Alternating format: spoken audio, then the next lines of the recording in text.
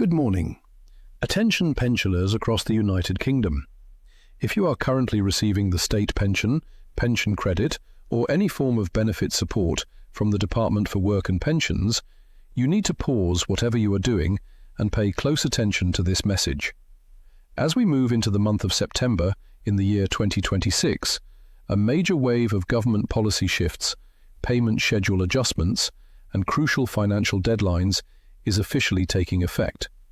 Some of these updates could put hundreds of extra pounds into your pocket before winter arrives, while others could quietly trigger unexpected tax bills or energy cost surges if you take your eye off the ball. Today, we are breaking down every single rule change, every date you must mark on your calendar, and the exact steps you need to take right now to protect your household budget across England, Scotland, Wales, and Northern Ireland.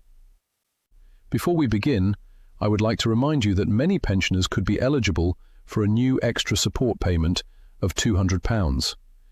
If you have not heard about this yet, I have left detailed information from an official source in the comments below the video. Make sure to check it out. And now, let us move on to the topic of today's video. First on our urgent checklist for September 2026 is a major shake-up in household energy costs that every single older person in Britain needs to prepare for immediately. The official energy regulator, Ofgem, has updated the national energy price cap, setting the average annual bill for households on a standard dual-fuel direct debit tariff to £1,862. That represents a sharp rise of 13% compared to previous months. For millions of retirees living on fixed incomes, a 13% surge in gas and electricity unit rates is a serious financial blow right on the eve of autumn and winter. Gas unit prices are moving to 7.33 pence per kilowatt hour, while electricity is set at 26.11 pence per kilowatt hour. On top of that, daily standing charges remain stubbornly high at around 57 pence per day for electricity and 29 pence per day for gas, meaning you are paying almost 86 pence every single day just to stay connected to the grid before you even turn on a light bulb or switch on the kettle. Why is this particularly urgent during the month of September? Because September is your final window of opportunity to take control of your energy costs before the cold weather sets in. If you are on a standard variable tariff, energy suppliers will automatically adjust your monthly payments or billing rates. If you do not submit accurate gas and electricity meter readings before the new pricing period kicks in, your energy provider might estimate your usage based on higher rates, leaving you overcharged by tens or even hundreds of pounds. Take a physical photo of your gas and electricity meters in late September. Submit those numbers directly through your supplier's official application or website, and keep a written log in your home. Furthermore, this is the exact time of year to check whether you qualify for the Warm Home Discount Scheme, which provides a one-off rebate of £150 credited directly to your electricity bill during the colder months. Do not wait for your energy company to contact you. Reach out to them in September to verify that your account details and vulnerable customer status are fully updated on their priority services register. That brings us directly to our second major topic, and this one is an absolute bombshell for anyone concerned about heating their home this winter: the strict qualifying window for the winter fuel payment and pension credit. Following the major policy restructuring introduced by the government, the annual winter fuel payment, worth up to £300, depending on your age and household circumstances, is no longer paid automatically to every individual over state pension age. Instead, it is strictly means-tested and linked to specific qualifying benefits, primarily pension credit. What many people do not realize is that the official qualifying week for determining who gets the winter fuel payment takes place during the middle of September 2026. If you are not claiming pension credit or another eligible benefit during that precise qualifying week, or if you do not submit a backdated claim in time, you risk losing out on that crucial £300 of winter support entirely. Here is the most frustrating part of this situation. Official government figures show that over 800,000 eligible pensioners across Great Britain are currently failing to claim pension credit. That means nearly 1 million older citizens are leaving billions of pounds of unclaimed money sitting in Treasury coffers every single year. Pension credit is often referred to as a gateway benefit because securing it does far more than just topping up your weekly income. Under the updated rates for 2026, pension credit guarantees a minimum weekly income of £238 for single pensioners and £363.25 for couples. But that is only the beginning. Once you are awarded pension credit, you automatically become eligible for the £300 winter fuel payment, free prescription charges in England, a free television licence if you are aged 75 or over, substantial discounts on your council tax, and direct help with housing costs or water bills. If your total weekly income is slightly above the threshold, you might assume you cannot get anything, but even a pension credit award of just £1 per week unlocks the entire suite of secondary benefits worth thousands of pounds every single year. If you have not checked your entitlement recently, call the official pension credit helpline or use the government calculation tool before the end of September. Remember, pension credit claims can usually be backdated for up to 3 months, provided you met the eligibility criteria throughout that period, making September the most vital month of the year to get your applications submitted. Now, let us turn our attention to payment schedules, because the late August bank holiday creates a ripple effect that extends right into early September. If your state pension, pension credit, attendance allowance, or personal independence payment was due to land in your bank account on the final Monday of August, the Department for Work and Pensions processed that money early on the preceding Friday. While receiving your money early sounds like great news, it creates a dangerous trap that catches out thousands of pensioners every single year. When your payment arrives early in late August, the gap between that payment and your next scheduled payment in September becomes longer than usual, extending to 5 full weeks instead of the standard 4. If you spend that money too quickly in late August, you may find your bank account completely empty by the first or second week of September, leaving you struggling to cover essential grocery bills, prescription costs, or direct debits. Check your bank statement carefully to identify the exact date your last Department for Work and Pensions payment arrived. Calculate your standing orders for September and adjust your weekly spending budget so you do not run short before your next payment date arrives in September. Our fourth major headline involves a hidden financial squeeze that is quietly hitting millions of British pensioners this autumn: the ongoing frozen tax thresholds enforced by Her Majesty's Revenue and Customs, widely known as fiscal drag. This is a topic that government ministers rarely talk about in detail, but its real-world impact on older citizens is massive. Following the annual state pension uprating under the triple lock mechanism, the full new state pension stands at £241.30 per week, which equates to £12,548 per year. Meanwhile, the full basic state pension under the pre-2026 rules stands at £184.90 per week, totalling £9,614.80 annually. On the surface, receiving a higher weekly pension sounds wonderful, but here is the catch. The personal tax-free allowance has been frozen solid by the government at £12,570 per year. Look at those two numbers side by side. The full new state pension of £12,548 per year leaves a razor-thin gap of just £22 before you hit the tax-free limit of £12,570.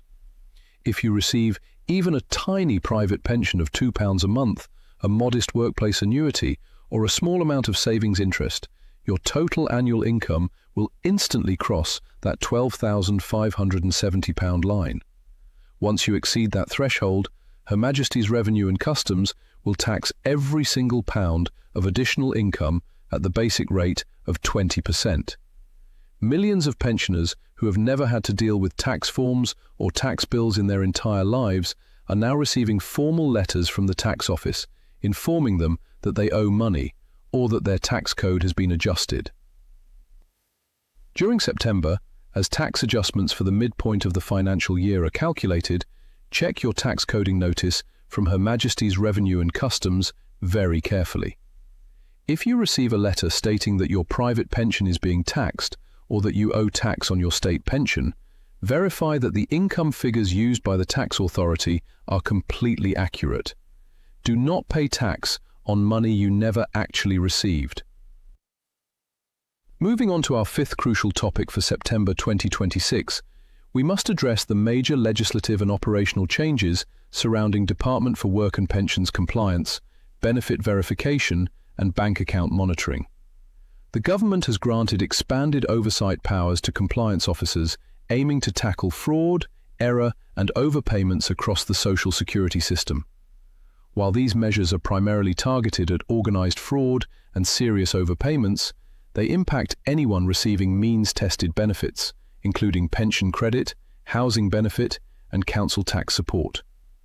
Under these guidelines, financial institutions may be required to share automated data alerts with the Department for Work and Pensions if a claimant's total capital or savings balance exceeds official statutory limits over a sustained period. For pensioners on pension credit, the primary rule to keep in mind is the capital limit of £10,000. Any savings or capital you hold above £10,000 will affect the amount of pension credit you receive, calculated as a deemed weekly income of £1 for every £500 of savings above that threshold. If your savings temporarily exceed £10,000, perhaps due to a backdated benefit payment, an inheritance, or the sale of an asset, you are legally required to report that change of circumstances to the Department for Work and Pensions without delay. Failing to report changes in capital can result in benefit suspensions, mandatory overpayment recovery, or civil penalties. To protect yourself in September, review all your bank accounts, building society passbooks, and premium bond holdings. Ensure that your reported savings figures match your actual balances, keep physical copies of your bank statements, and notify the Department for Work and Pensions immediately if your circumstances change. Honesty and transparency are your absolute best defense against unexpected benefit reviews or payment freezes. Our sixth topic concerns the ongoing statutory shift in the state pension age across the United Kingdom. As part of the phased schedule established by legislation, the state pension age is gradually rising from 66 to 67 between 2026 and 2028. If you were born between the 6th of April 1960 and the 5th of April 1961, your official state pension age is shifting, meaning you will have to wait longer than previous generations before claiming your state pension. This delay places enormous financial pressure on individuals in their early to mid-60s who may have retired early due to health conditions, caring responsibilities, or redundancy. If you are currently in your early 60s and approaching pension age, September is the ideal time to request an official state pension forecast from the government online portal or via telephone. Your forecast will state the exact date you reach state pension age, the estimated weekly amount you will receive based on your current national insurance record, and whether you have any missing qualifying years. To receive the full new state pension of £241.30 per week, you generally need 35 full qualifying years of national insurance contributions or credits. If your record shows gaps, You can currently pay voluntary Class 3 national insurance contributions to plug those missing years and significantly boost your retirement income for life. Spending a few £100s now to buy back missing years can yield thousands of pounds in extra pension payments over your retirement, making it one of the single best financial investments available to British citizens today. Now, let us bring all of this together into a clear, step-by-step September 2026 action plan that every British pensioner should follow over the coming days. Step number 1. Take control of your energy bills. On or around the final days of September, take clear readings of your electricity and gas meters and submit them immediately to your energy company. Verify if you are on their Priority Services Register and confirm your eligibility for the £150 Warm Home Discount. Step number 2. Check your eligibility for pension credit immediately. Do not assume you are earning too much or that you do not qualify. Contact the Department for Work and Pensions helpline or use an online benefit calculator before the end of September. Securing pension credit ensures you will not miss out on the £300 winter fuel payment and unlocks thousands of pounds in additional support. Step number 3. Review your tax coding notice from Her Majesty's Revenue and Customs. With the frozen £12,570 personal allowance pushing millions of pensioners into the 20% tax bracket, check whether your tax code is correct and ensure you are not being overtaxed on your private pension or savings. Step number 4. Audit your bank accounts and savings balances.